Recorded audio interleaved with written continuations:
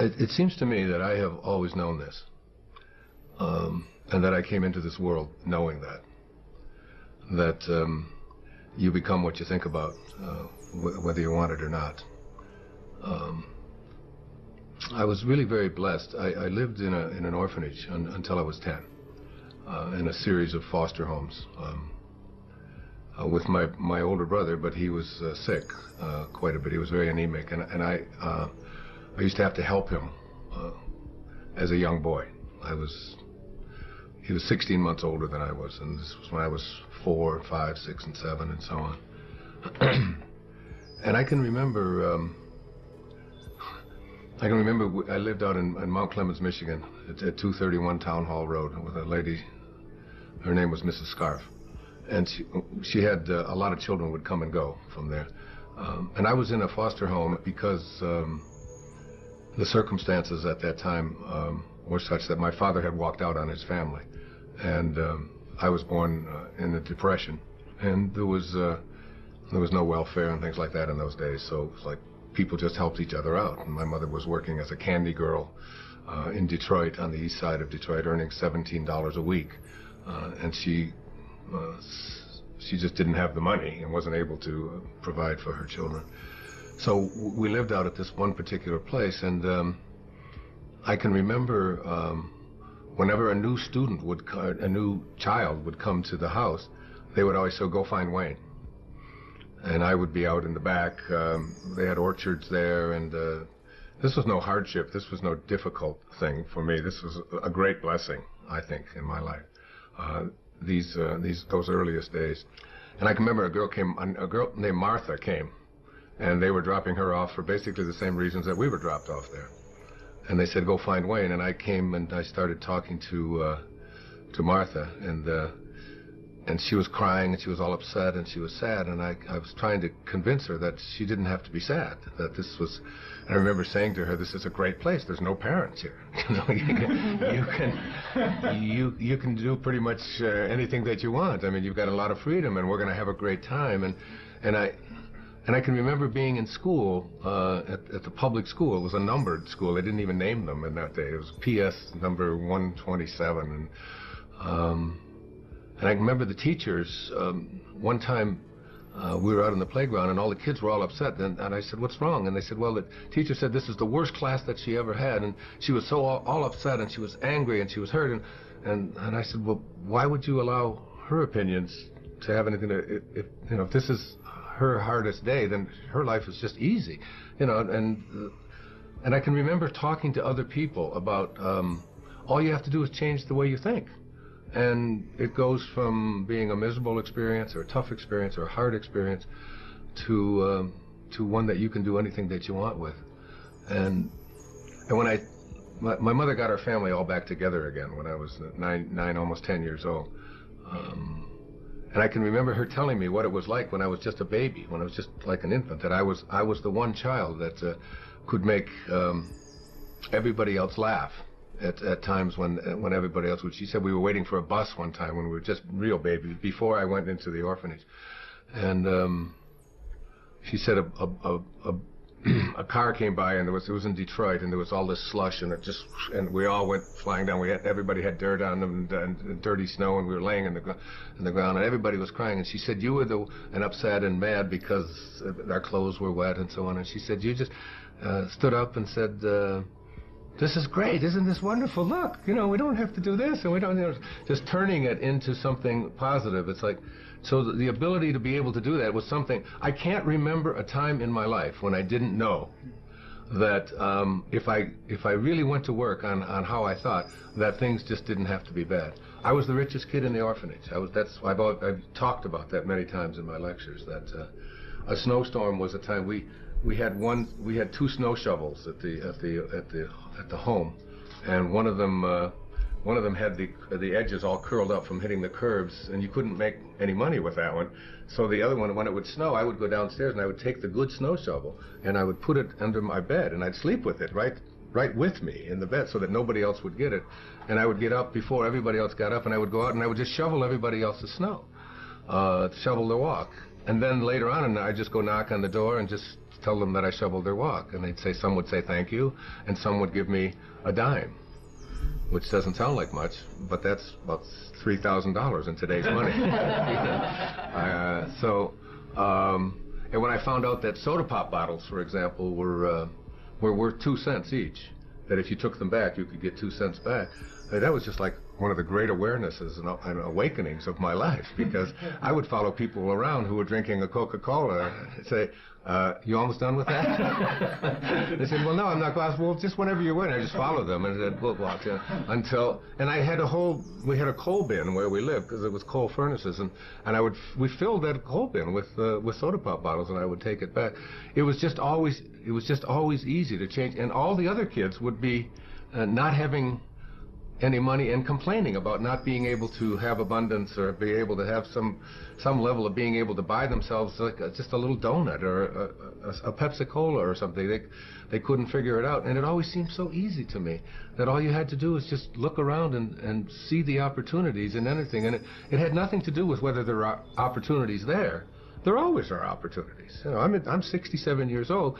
I have never, ever been unemployed or even can't even deal with the concept of unemployment. It isn't that I've had no job. I've always had more jobs than and it isn't because I've been through all good economic times. There've been some pretty sour economic times over the last 50 years or so.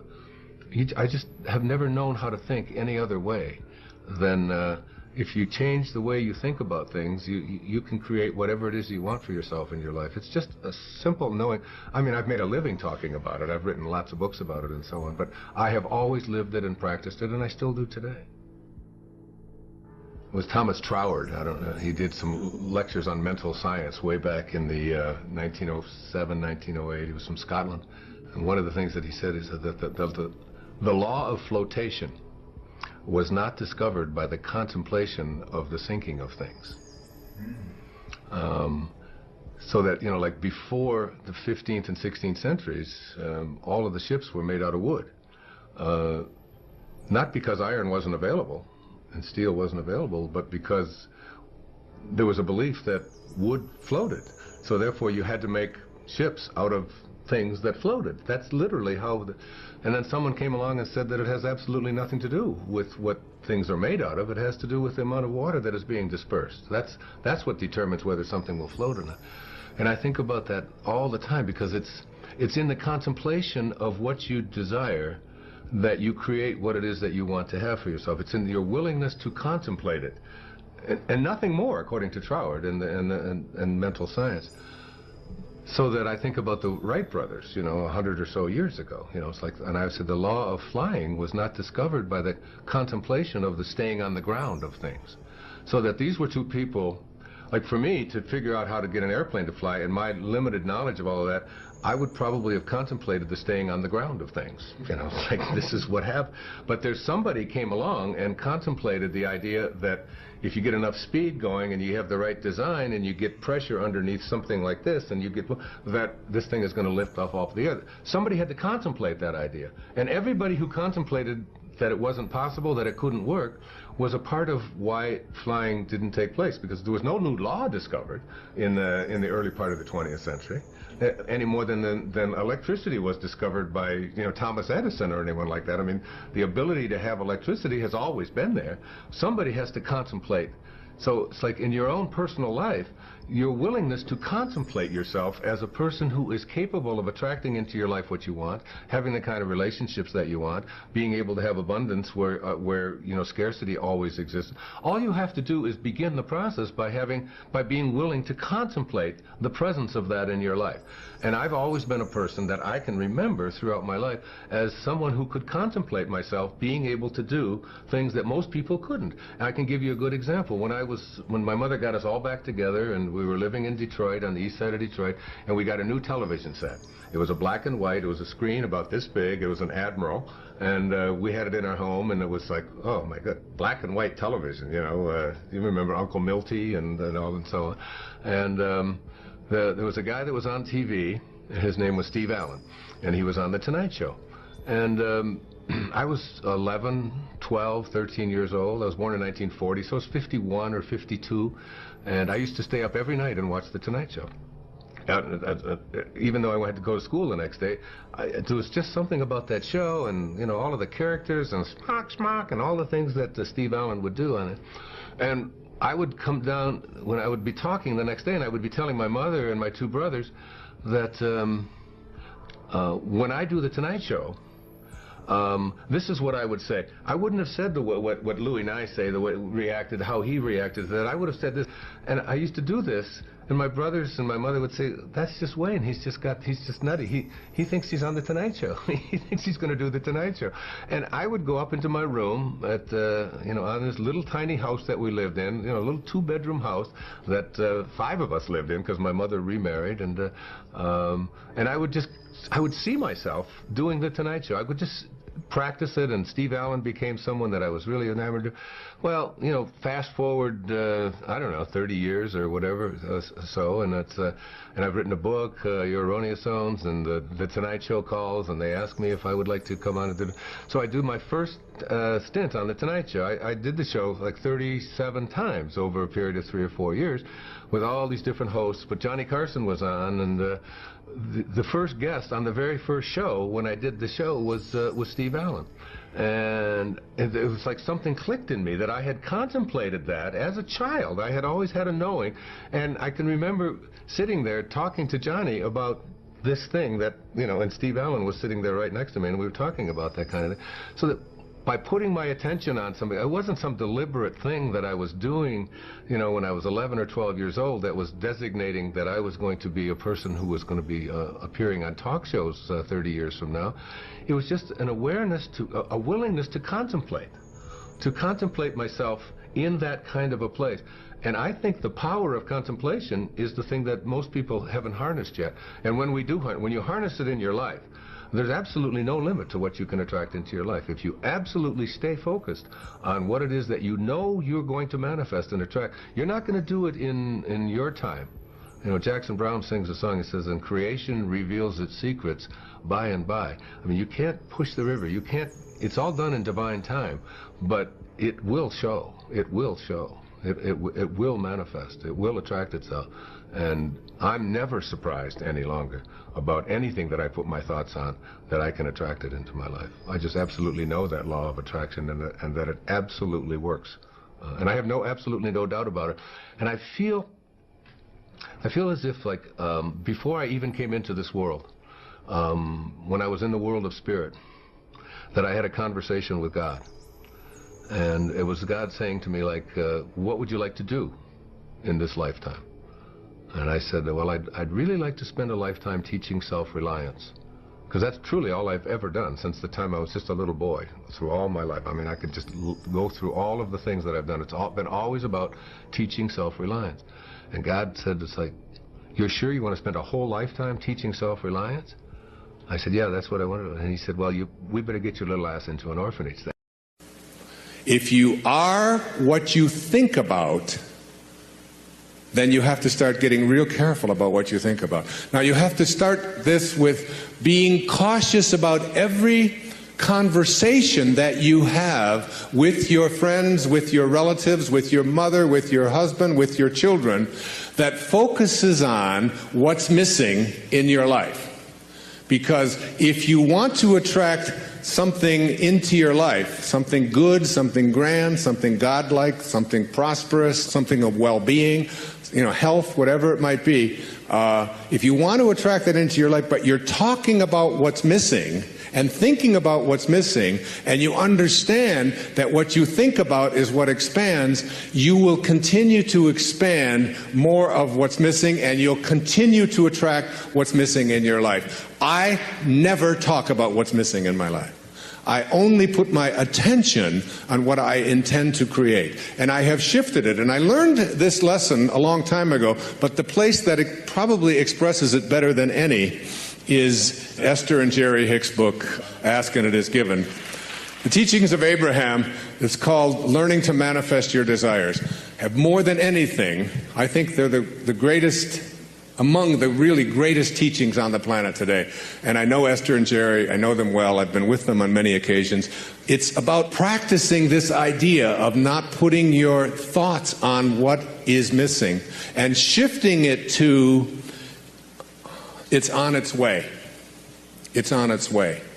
It's on its way. 4 words, just get them tattooed someplace inside of you. Whatever it is that you would like to attract into your life, know that it's on its way. And I want to say to you that as you begin to get your thoughts more harmonized with Tao thinking, that is, with the thinking of the source, the thinking of God, that which always has been, that which does nothing but leaves nothing undone, as you begin to more and more harmonize in this way, what happens is that you start elevating your thoughts so that the habit of how you think becomes more harmonized. Rather than a polarity with what you want to attract, it becomes harmonized with it, and it becomes your natural way of how you think all the time.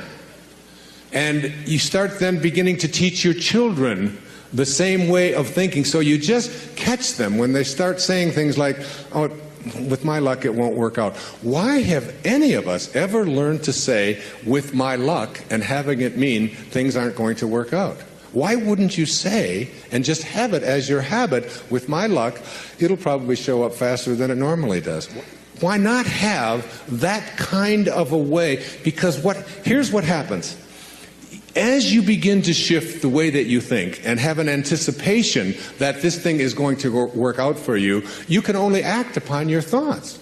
And as you get these higher and higher thoughts, what happens is that the thought is now more aligned with what it is you want to attract, and then you start acting upon that thought. And as you start acting upon the thought that it will work out, that it's probably on its way, you start to see how this whole system all works. In other words, call it the universe, whatever you want, begins to conspire with you.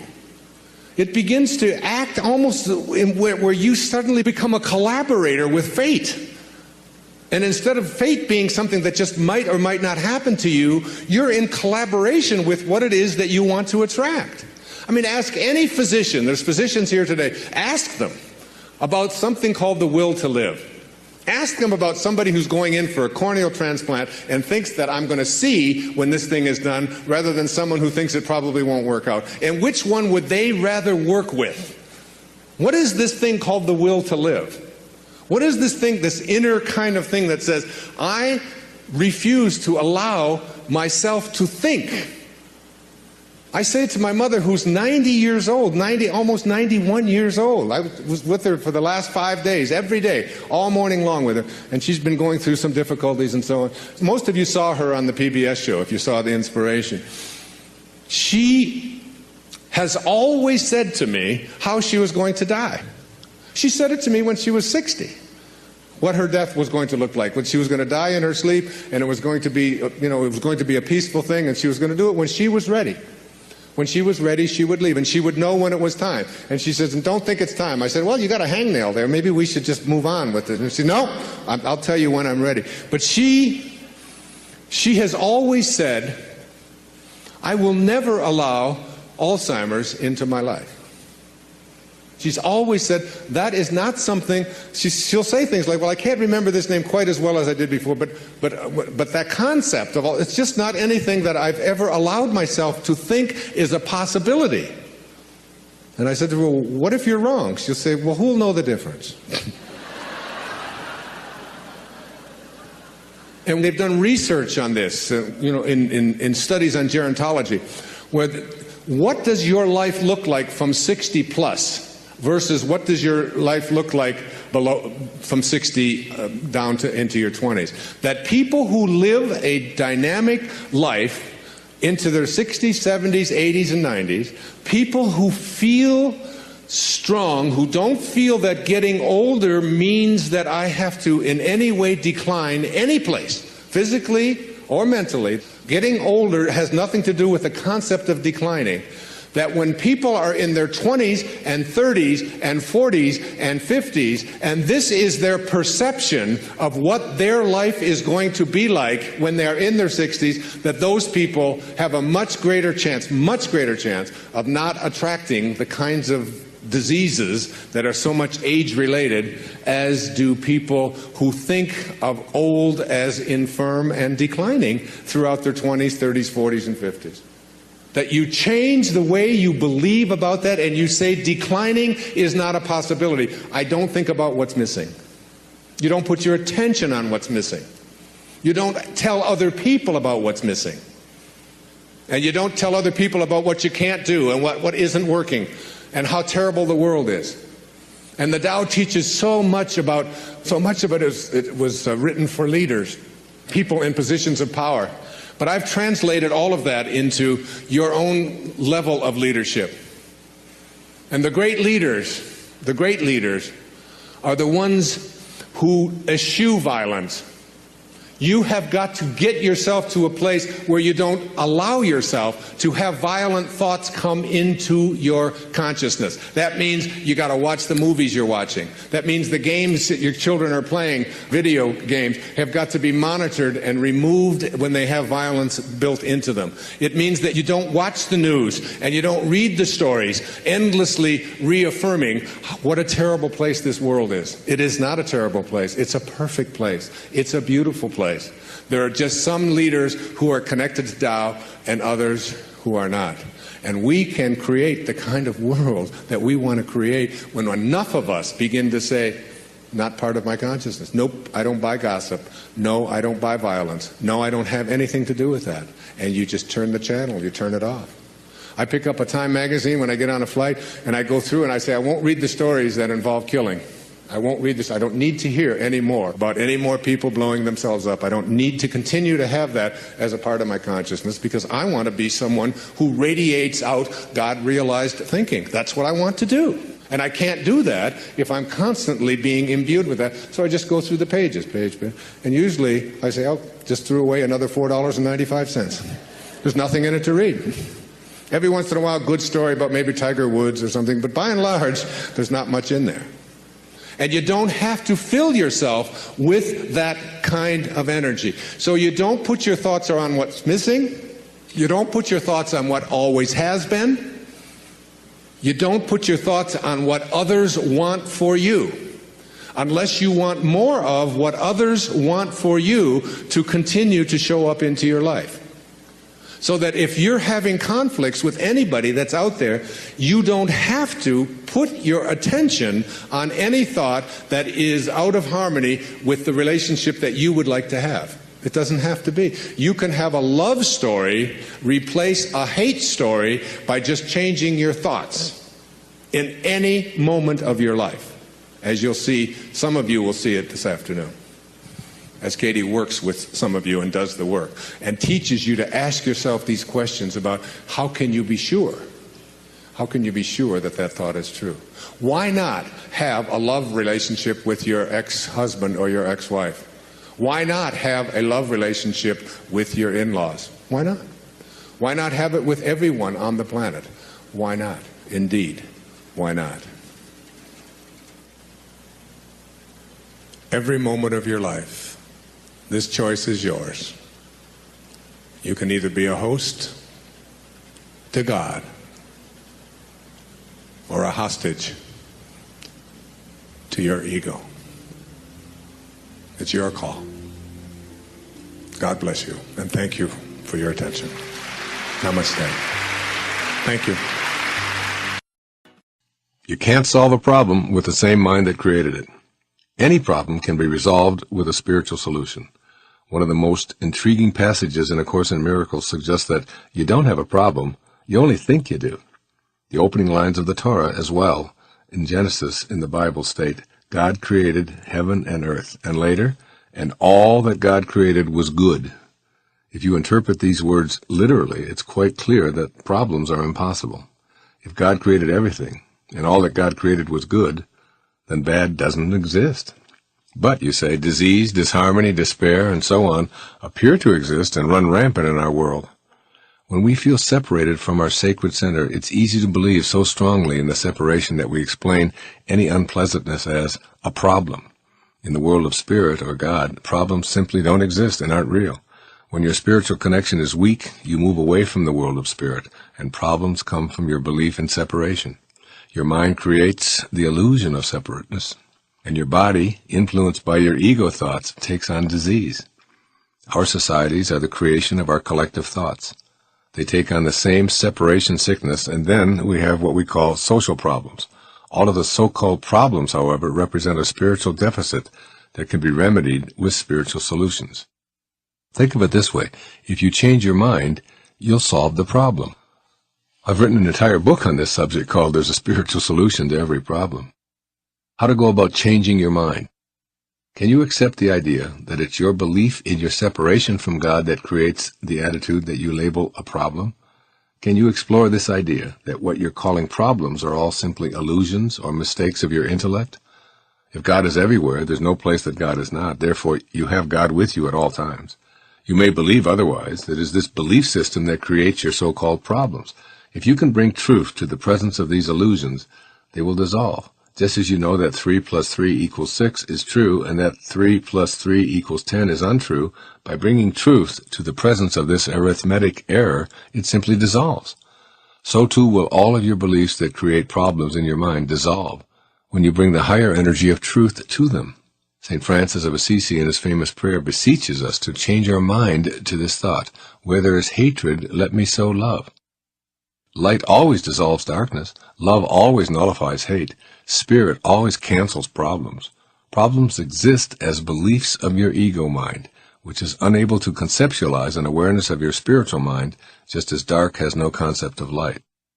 By actually rewriting your agreement with reality, you can change your mind and send away any perceived problem. Change your attitude toward yourself and resolve to believe in your connectedness to the higher energy of God, even in the direst of circumstances. Turn anything that seems problematic over to your higher self, trusting that the problem is not what it seems to be.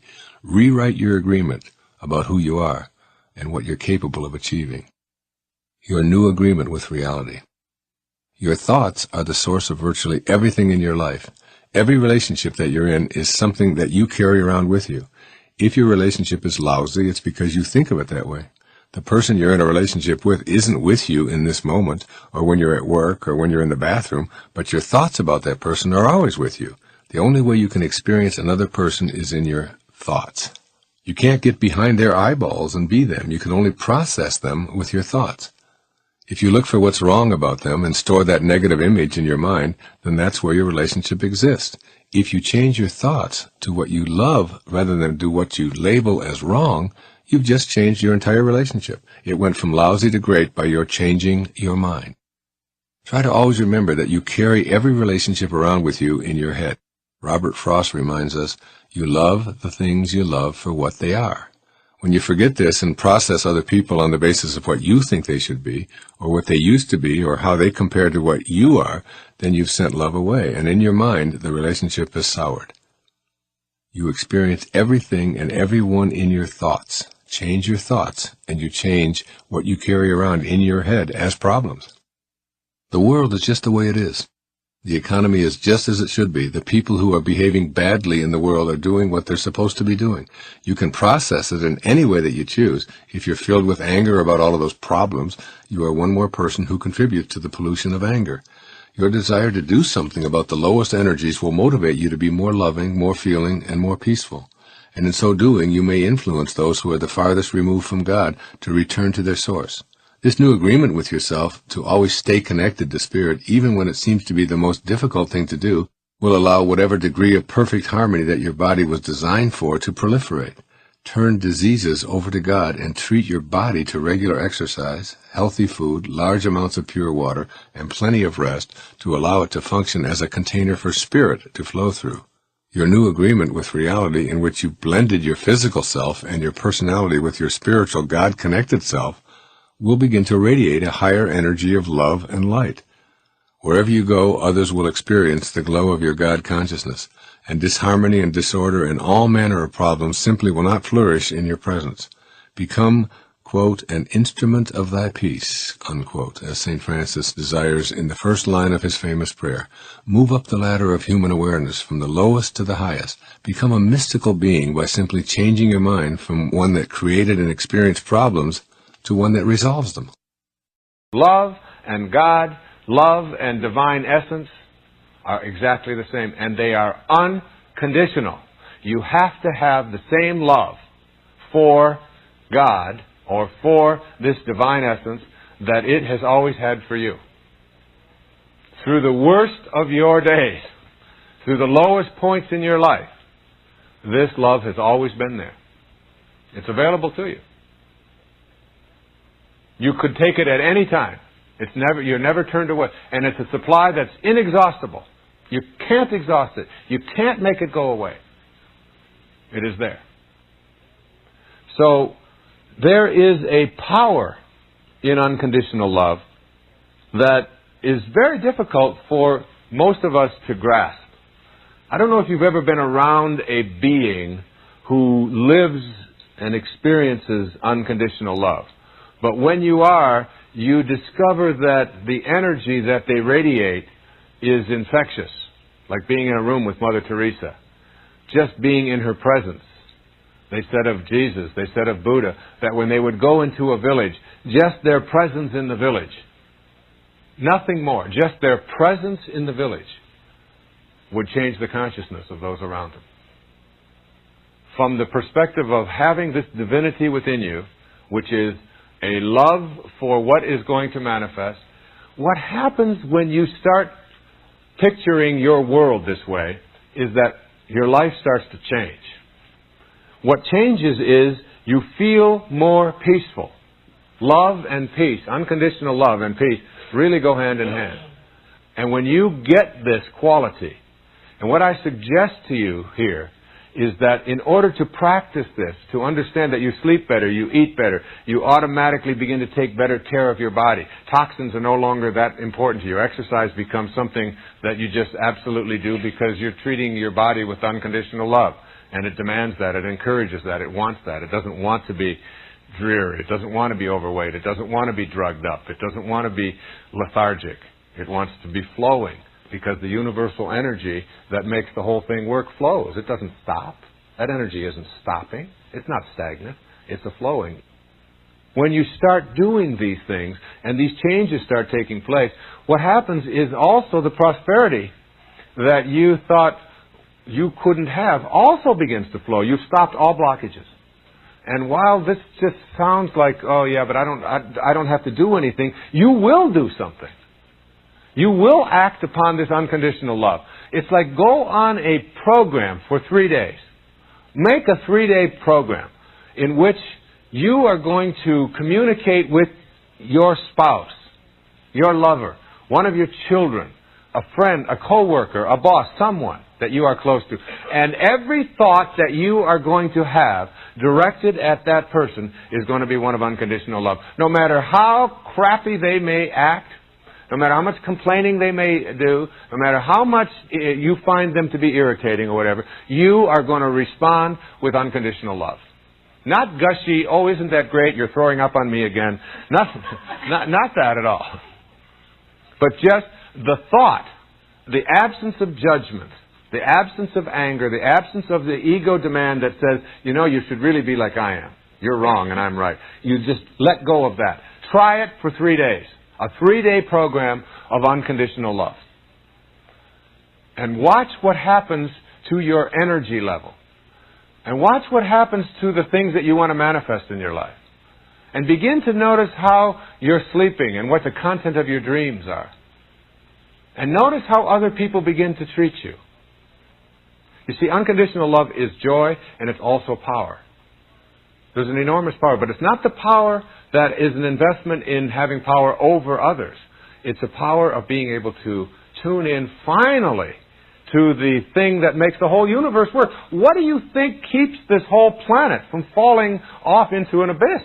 What do you think it is that keeps your shoulder from falling off? What do you think it is that keeps the cells of your eyeballs in their sockets? There's a force, there's an energy, there's something that is working that keeps everything in place, that makes it all work, that makes it all flow. You finally begin to tune into that. You start to trust your nature more than you trust your intellect, which is your ego. Your nature knows how to work. It knows how to make your body work. Your nature knows exactly how many nutrients to send to all the different organs of the body. You don't have to think about that every time you eat something. It's working. Your nature knows how much oxygen to take in and how much to let out. You don't need a formula for that. Your intellect says that water there, it can't possibly be made up of 2 parts of hydrogen and 1 part of oxygen. Those are gases. Your intellect says there's no way. But nevertheless it is, isn't it, as we examine it. So your nature works perfectly in perfect harmony, as does everything else that keeps the oceans from tilting on their side and having tidal waves. This nature of yours that you are in, that is in you, that you are not separate from, is flowing. It's perfect. It's unconditional. It doesn't judge. It doesn't ask anything. Be that, and the rest of this will fall right into place. It's astounding how powerful this unconditional love is.